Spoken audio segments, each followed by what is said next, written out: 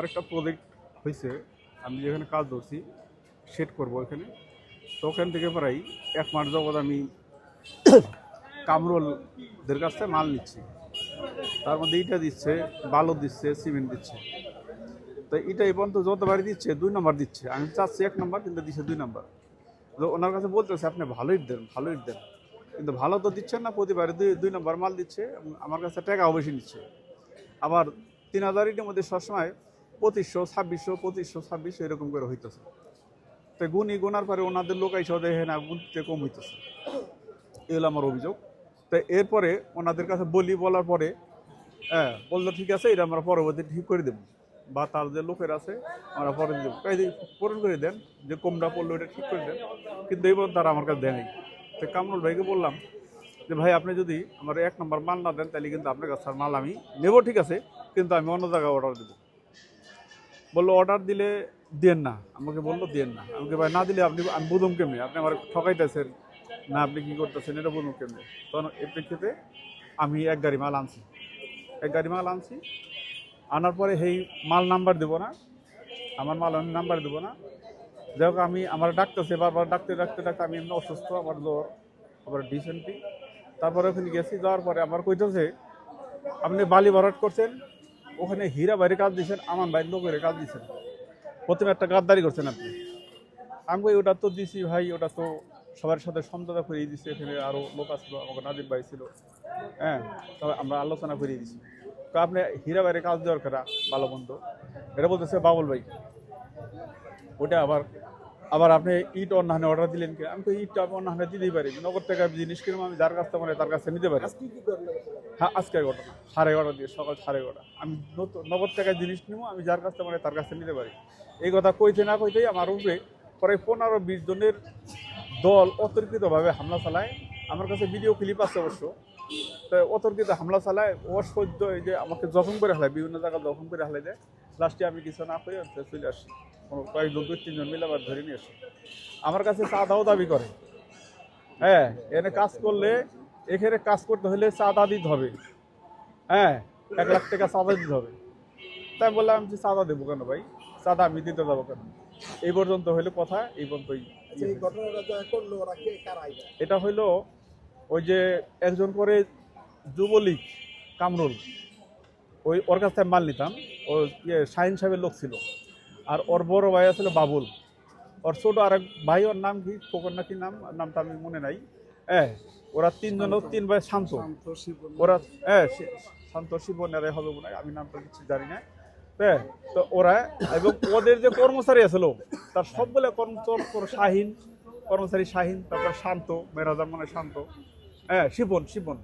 তো এরা আমার কাছে আমার উপর অতর্কিতভাবে হামলা চালায়।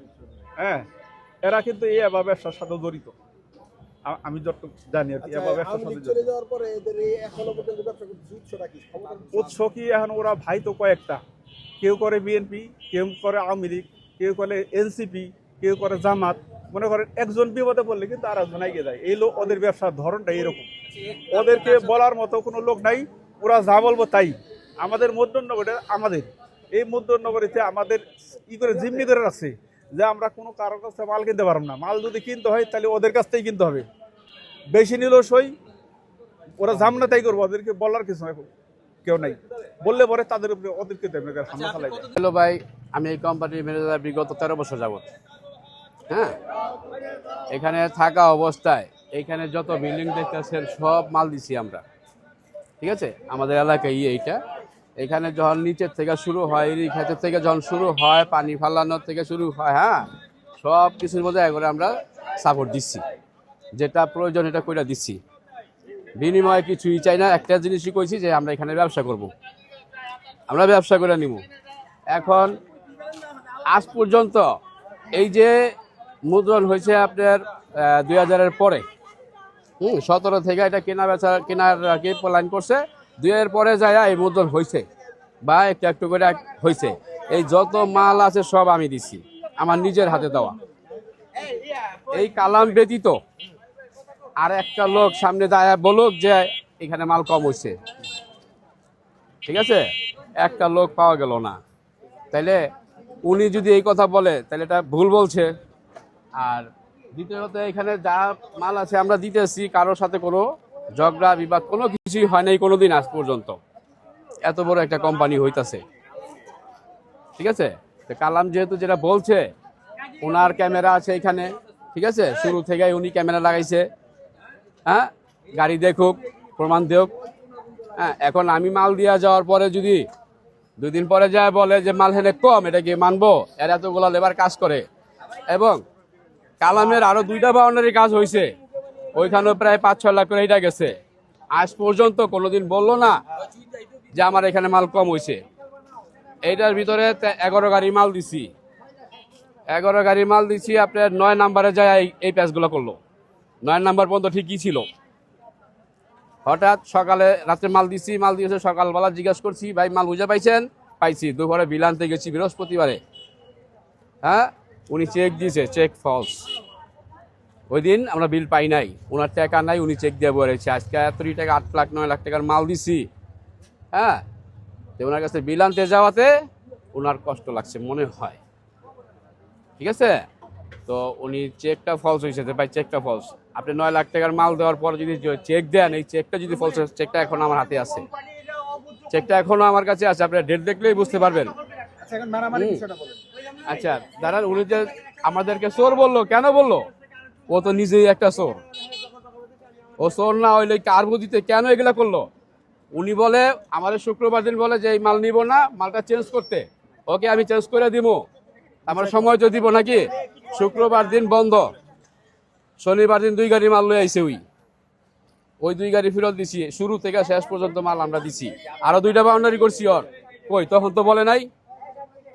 তখন কেন বললো না আমরা এগুলো করছি? এখন ওই গাড়ি ফেরত দেওয়ার পরে আজকে সকাল আবার মনে করেন গ্রুপ ধরে মানুষ লইয়া এরপরে আইসে মাল দিবার লেগা। আমাদের মালটা খারাপ কোনটা ভিডিও করে নেন আপনারা। ওর মালটা ভালো না আমার মালটা ভালো? আপনি দেখেন, এখানে এইখানেই আছে। হ্যাঁ, যাচাই করলে আপনি পাই যাবেন গা যে মালটা খারাপ কে দিছে। এখন তুমি যদি অন্য জায়গাতে মাল লওয়ার ইচ্ছা থাকে তো আমাদের বলো, আমাদের টাকা মাল দিয়ে দাও। আমি টাকা পানা অবস্থা থাকায় কেন বাইরের থেকে মাল আনবো? আর এটা কি আমি দিব? এটা কেউ দিব? আমি তো ব্যবসা করি, তাই না? আমি একটা কোম্পানির ম্যানেজার।